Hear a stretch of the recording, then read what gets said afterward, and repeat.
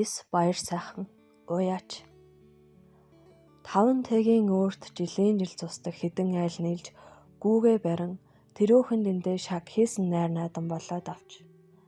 Сумынхаа наадмыг бүхэл аймгийнхаа наадмын төрөг ойрын 3 жил алтхаа байсан залуухан уяач Бямба уруу найрын архинд халсан хэдэн залуус агсрах шинжтэй бүл болоод тавшлаад байсныг арайхийн тараасан сүхээ гэрийнхээ гадаа үе нөхдөөгөө цайлсуухдаа гинэт санаж би өчигдөр бас л хөөрхөн донхойх маягтай болж ирснээ. Ганааг Бямба руу агсраад унахаар нь салах гэж гүйж байснаа цоо ойрвол болчихдог байгаа гэд инээхэд үүдэн шүдгүй туранхай улаан золлоо яриаг үлгэн авч чи Бямбаг өмөөрөх хэрэггүй байсан юм. Ганагийн зөв байхгүй юу гэхэд хажуудхан суух үсээ ардаар сураар болсон тарган ир. Би ч Бямбаг шаагаад амаар л байгаа. Авгаа гэж нэг юм зуурчаад тавьдаггүй гэхтэн сүхээ. Ганагийн яриад байсан үнэн юм уу гэв. Урт ус тарган залуу ихэд зэвүүнд хүрсэн бололтой.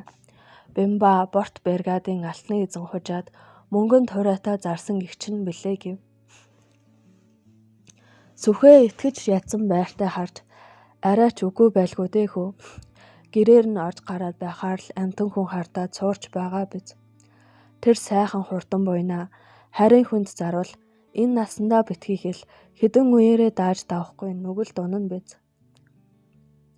Олны амнаас чимээх байлгүй дээ гэхэд өөдөн шүдгүй улаан залуугийн нүдэн гэлэлзэж тэр зарнаа өөдгүү шуналтай навш овоо үнд хүргээ биз гэд шовлцов. Тэдний яриаг чагнан түрүүнээс хойш дуугүй суусан номхон байрын хархуу. За зарвал зарна л биз. Тэр зарглаа гэхэд өмнө нь гიშгэх хурд төржил таараа. Заавал төрнө гэд хөмхий зууж харагдлаа. Бүгд чимээгүй болж хэсэг хугацаа өнгөрөхөд сүхээ ихэд санаа шонгой өнгөтэй. Яанда улсад магнайтсан тэр амтны урд гიშгэх ажнаа ойрын 3 4 жилдээ лав байхгүй шүү. Наадмаа хятад хүнд алдаж шившиг болох үедээ хэмээн ярилцаж суулаа. Засаг дарга болоод удаагүй урдах ажилдаа самуурдах залуухан дарга Бата сумынхан нэрийг улсад дуурсхан уралдаж магнайтсан мөнгөн тураатыг хятад хүн зарсан гэх том яриаг дуулаад золтой л ухаан алдаад унчихсангүй. Уурандаа багтарсан амтан Бямбаг хэд дуудулсан боловч тэр огт ирсэнгүйд улам бачимдаж ханд морь ууях эртэм суралцсан дөрөө харшуулан нийлж давхдаг сүхээ Ганаа хоёрыг дуудан ил яриаг үнэн худлыг мэдээд ирэх хэмээн зарлагтаад тэднийг тэс чадан хүлээн суутал манай хоёр ч ирцгээлээ.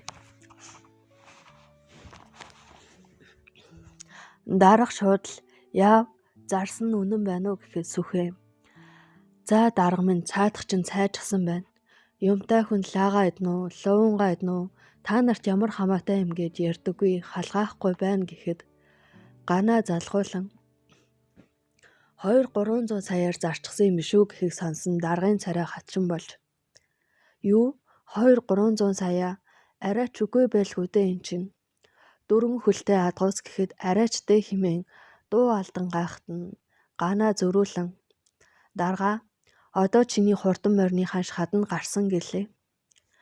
Нодлонгийн наадмын дараа том жип унсан хүмүүс Бямбагаас мөнгөн тураатыг салах гэж их үтсэн дээ. Бямба ч өстой хөдлөөгүй юм. Тэгэхэд Бямбаг овоо давгүй залуу юм даа гэж бодож байсныг яана. Тэгсэн чинь явж муу хужаад өгчөгдөг хөгийн навш юм даа гэв.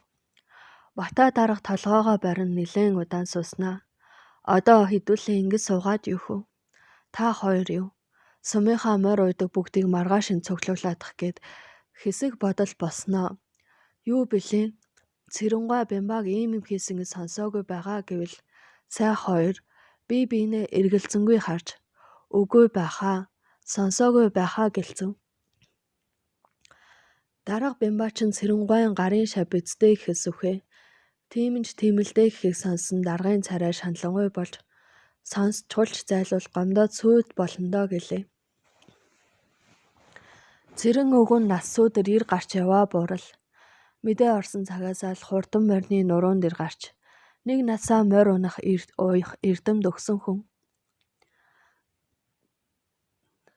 Манлаа уяаж гих сүүлд гарсан энэ эрхэм цол гагц маань өвгөнд л чухам зогсон цол гэлтэй. Уяаж болох хүслээ хүмбэр хадаг яндар болон хаа халаас ч хамаагүй өвгнийг гэж зорж ирнэ. Харин цэрэн өвгөн хизээж ирсэн хүмбэрийг шаваа гэд хүл болж гүйдэггүй хэрнэ. Бямба гэгч өнчин борхог бүр баг байхад нь дэрэгдээ авч хүн болгосон төдийгүй мэдэх чадах бүгдээ түүнд зааж зааварлан заримдаа бүр зөвлөс суудаг болжээ. Энэ их өгөөмөр ачийн хариуг Бямба ийм барьсанд хүн бүр халаглана. Өглөө эртлэн болсон цэрэн өвгний эмгэн хэдэн үнээгээ шувтраад дуусахтаа зэрэгцэн нутгийн залуу тэднийхээр буулаа. Хоёр хөгшөнтэй минь тус мэдээд ойр зуурын зүйл хамж шимэн хуучил сууснаа. Засаг дарга таны биеийг асуулгаж байна лээ гэвэл өвгөн инээд алдан. Сайн наадмаач үзчихнэ хөө химэв. Таны бие гайгүй бол хандаа хүрээд ирээч гэж өгөлөв. Засаг хүн намайг дуудуулж хэрэг гарчтэй гэхэд эмгэн нь уул нь өөрөө дахиад ирдэгсэн. Юу болсон юм болоо?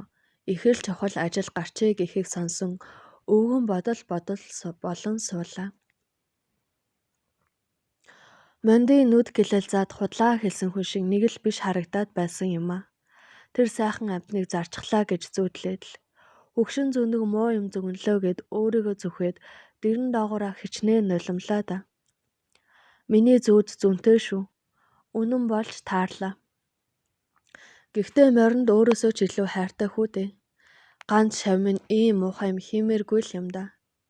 За дарах хүү болохгүй юм болсон болоод л намайг эргэж таарна хэмээн бодож суулаа. Энэ цагаас эхлэн их тамир сумынхан засаг даргаасаа эхлээд хурган гүдэг жаал хүртэл хурдан буйнаа хужаа зарсан Бямбаг зүгцгээж хүлтээн хүлхэж хүлгүүн мүлгэх нь холгүй мөнгөн туурайтын өмнө гарах хурдан ажнаан ирэлт хатцгаав. Энэ явдал аймгийн дарга хүртэл санаа тавьж таньдаг мэддэг хүн бүрлүүгээ утас зохин дээр дооргүй л юм болж байлаа. Ганц морь зарагдсан дулаанаар сум бүүхэл аймгаараа зангацсан гар мэт эвлэрч байв. Цэрэн өвгөн огт санамсаргүй явж байгаад хээр бэлчиж явсан хэдэн адуг хараад зог тусав. Хамт явсан хоёр залуу учрыг эс олон гайхан байтал цэрэн өвгөн мориноосоо алгуурхан буугаад сүргээсээ хоцрон идэх хазгар хээр морилоо хэд алхаснаа. Бурхан минь, амтан бас дахиж төрнө гэж байдгаа.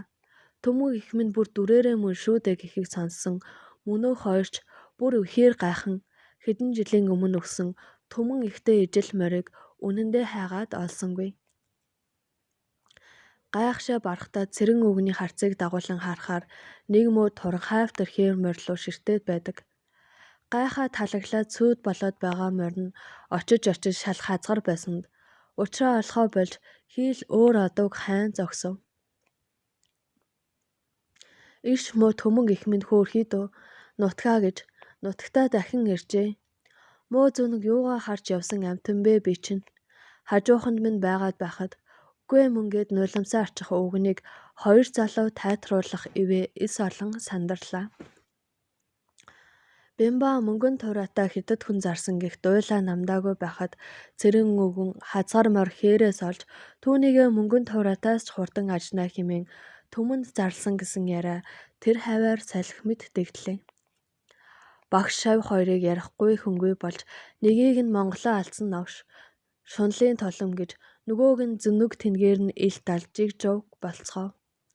Сумын дарга мөн л хүнд цохилтонд орж ганц найдаж явсан бурхан уяач нь туранхай хазгай хээр морь хөдөлж ирснийг хараад хэлэх үггүй найдах хүнгүй болж хоцорч. Морь уйдаг хэдэн залуусаа богнуулж за залуусаа цэрэнгуй нас өндөр гарч буруу зүрүү хараад байх шиг байна. Тэгэхээр одоо хэдүүлээ юу сурсан мэдснээ харуулах цаг ирлээ. Хэдэн зууны тэртээс л Монгол наадмын төрөг авах гэж манч хэдтүү санаархаж байсан гэж ярьдаг та. Наадмаа хайр хүнд алдаж сумаараа цаашлаад аймгаараа Монголын шившиг болохгүй шүү. Таанг хүлтгэрэл дуусмаар байна гэд инээдэн болж их сүрчин үгсийг сулбар өнгөөр ярьжээ. Бямба мөнгөн тураад хоёр газрын гаваар орчих уу гэлтэй өчүүхэнд сураг ажиггүй таг болж. Зарим донгоо нэг нь бямба ууланд хужаа найзтайгаа нуугдаж морио ууж байгаа гэлцэн үнэн худал нь мэддэхгүй юм ярина. Цэрэн өвгөн өдөр шөнөгүй морио уяад ууж идэх унтаж хэвтгийг мартах шахаж байв. Цаг үргэлж өвгөн хазгаар хоёр хээр холбоотой явна. Энэ бүгдийг харж хажуугаар нь амтан хүний дэл сул яриаг сонсох болсон эмгэн хүртэл санаа зовн. Мөө өвгнийг минь зүнчгэж гэх юм. 60 гаруй жил ханилгатай алдаж асгаж явсныг нь би лав мэдэхгүй. Юу гинөө. Муусан юмнууд өгнөөр минь ганц амны зугаа хийж байна да. За яахав тэгжил байг. Монгол төрийн найдмаа хар элэгтэнд алдахгүй гэж энэ өвгөн нойр хоолгүй яваад байдаг. Гэтэл та нарын яарч байгаа гэдэг. Энэ морин нэг юм байгаа болоод л мөө өвгөн минь ингэж өхөн хатан яваад байгаа биз. Гүй тэгээд төрүүлэхгүй бол яана. За би бүр одоо өвгнийхөө ажилд оролцдог болох нь дээ. Ухаантай хүндээ миний өвгөн гэж хайлан суух ажээ. Наадан боллоо. Тэр жил тамирын хурд болсон тайхар чулууны доод хүндийд морь барих болж амтан хүнд жилийнхээс илүүгээр цуглав. Сумын дарга түрүүн морины байг их өндөр болгосон газрын хурдан буйныг олноор ирүүлэх арга гэж тооцоолсон зүв болж олон аймгаас нэр цуутай хурдуудыг уяач эзэд нь авч ирцгээж тамирын хүндийд тоосоо өргөхөөр болцгоожээ. Энэ нь бас учиртай. Нутгаас нь мөнгөн туурайтыг гүйцэх хурд гардаггүй юм гэхэд өөр нутгийн хурд гарч магад гэж бодсных биз. Хазгаар хээрийн эзэн базар гих өндөр шар хүн юунаас илүүтэй санаа сэтгэл нь өмрөн цэрэн өвгний урд хойно гарчгүй. Өвгөн цэрэн базрыг морь унах хүүтэд дагуулan олны хөлнөөс зайдуу авчиж за базар минь өвгөн ах чинь зүнэг тэнгэрээ дуудуулан байж чиний энэ хээрийг уйлаа. Учрах өстой хүн хүлэг хоёр бие биенээ хүлээдэг юм гинлээ. Тэгээд л би өгчихгүй салглаад аминд яваад байдаг байж гихтэн базар. Цэрэн хуваа би хазгаар хэрээрээ уралдана гэхээр одоо ч гэсэн нэг л итгэж өгөхгүй байна гэв. Цэрэн өвгөн хээр морийг багтсан харцаар харж уралдахаар бархуудаа базар минь. Энэ хээр морч өстой тэнгэрийн хүлэгтэй. Олон төрөхгүй аж надаа гэд санаа алдав. Уулын аав өнгөрөхөөс өмнө хурдны удамтай юм. Азрах 50 гэдгсэн гэхэд өвгөн. Их нь хазгаа газар зогсоогоороо унаглаж газар унахтаа. Дөрвөн хөл дээрээ бууж хөөхий тэгээд л зүүн игмэндээ гэмтэл авсан юмдгүү да. Хайранд сайхан хүлэг гэхийг сонсон базар цэрэн өвгний ажигч гихааг биширч гүйцлээ. Явдлыг нь яаж засах вэ гэхэд өвгөн тэрийг харин өвгөн ах нь бодоод олсон шүү хэмээн инээж өврөөсөө мухар сөм зузаан алга дарам хэртэй давхарлан хэрж ойсон бор эсхийг гаргаж ирээд хүү тандан за хүмүн одоо чиний ажил үлдлээ. Миний хүү морь ирэхээр юугүй дахиад хэрэггүй шүү. Салхин талдаа тоосны дээр гарч яваарай. Энэ эсхийг зурхаа дээр очимогцоо зүүн далан доор нэвээд хийн шүү. Мартваа хүмүн. Зоргоор нь явуулаад бай. Замын дунд хэд сайхан гуайглаад ороолго. Тэр болтол дашуур хүргэж болохгүй шүү. Тэр цагт энэ хүлэг шидээнэг харуулнаа гэд маш их хөөрч нүдэнд нь нулимс сууж ирлээ. Тэгснээ үргэлжлүүлэн. За тэгээд мөн л ташуур хүргээд хэрэггүй. Зоргоор нь явуулаад бай. Барайнд орох халтад мөнгөн туурайтай зэрэгцээд ирнэ. Тэр үед дахиад чангахан хэд сайхан гуайглаад ороолго гэд дуугүй болов. Буурал уяач дотроо уралдааныг тэр чигт нь харж байгаа мэт ярьж байв. Соёолын насны морьд гарлаа. Мөнгөн туурайт бямбагийн нэрээр дуудагдан хөтлөхөд олны гайхал төржээ. Юун хятад хүний нэрээр уралдах. Яг л хуучнаараа дуудахад нь бөөн хэл яриа болов. Юу вэ? Хятад хүн худалдаад авсан гээ биздээ. Юу болоод байна? Юу н хэн тийм яриа гаргасан бэ гэцгийн дээр дооргүй шуугаж эхлэв. Харин цэрэн өвгөн ил яриа шууганыг олж мэдсэнгүй. Базартай хамт олноос хол сууж байгаад хоцорчээ. Самсаа шархируул шанааны ус босгосон наадан боллоо. Хазгаар хээр мөнгөн туурайт хоёр бусад мордоос хол саахалтын дайтай тасархаа орж ирлээ. Санаанд оромгүй юм үзсэн наадамч олны уухайн дуу тэнгэрт хадаж яг барайнд ороход хазгаар хээр мөнгөн туурайтаас толгой илүү орж төрүүлэн хурсан олныг уйлуулж дуулуулан магнайдлаа. Энэ уухайн дуунаар мөнгөн уяач тэнгэр тальжээ. Дэлхий тэр чигээрээ эмгэнэн гашуудах мэт хэдэн өдрөөр уйлагнаж нутгийн хөх улс бүхийг лугаад үнсэн. Бямба хүүшийн зохионы ингэрт нулимстай нүдээр хорвоог харан өвгөн багшаа тэнгэрээс нэхэн сууна. Багш минь хүн хүлэг хоёр биенээ олох гэж төрдөг гэсэн таныхаа үгийг одоо л ойлгож байна. Би нүгэл хийгээгүй. Мөнгөн тураатын өмнө гიშгэх хурдан буян байгаа гэдгийг нотлох гэж таныхаа нэрийг эрдэм чадлыг халах Монгол даяар дуусгах гэж муу шавчин худал сургалт тараасан юм шүү дээ. Харин та минь энэ бүгдийг мэдэж амжилгүй Тэнгэрийн оронд заларлаа. Ер нь бид чинь буурлуудынхаа бурхан ухаанаас өвлөн үлдэж байгаа билүү?